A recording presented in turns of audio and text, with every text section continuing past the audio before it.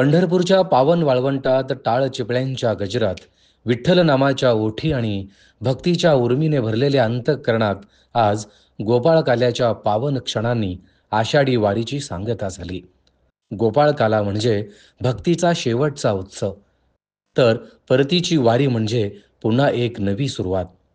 पंढरपूरमध्ये दाखल झालेल्या तुकाराम आणि ज्ञानेश्वर महाराजांच्या पालख्यांचा परतीचा प्रवास आजपासून सुरू झाला असून संतांच्या पालख्यांबरोबर अखंड हरिपाठ, अभंग आणि माऊलीच्या जयघोषात वारी पुन्हा आपल्या गावाच्या दिशेने निघाली आहे. वारी झाली संपन्न, पण भक्तीचं नातं अतूट आहे. वारी संपली असं म्हणणं म्हणजे देवापासून दूर जाणं नाही, तर देवाला पुन्हा आपल्या घरात घेऊन जाणं. आज हजारो वारकरी विठोबाला डोळ्यात साठवून, मनात ठेवून आपल्या गावाकडे निघालेत.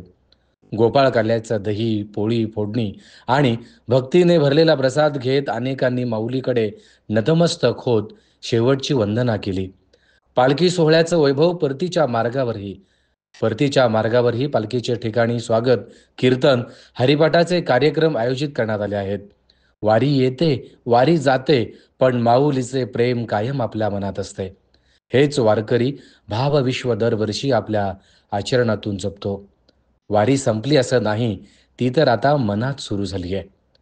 माऊली पंढरीत राहिली नाही, ती आता भक्तांच्या हृदयात राहणार आहे.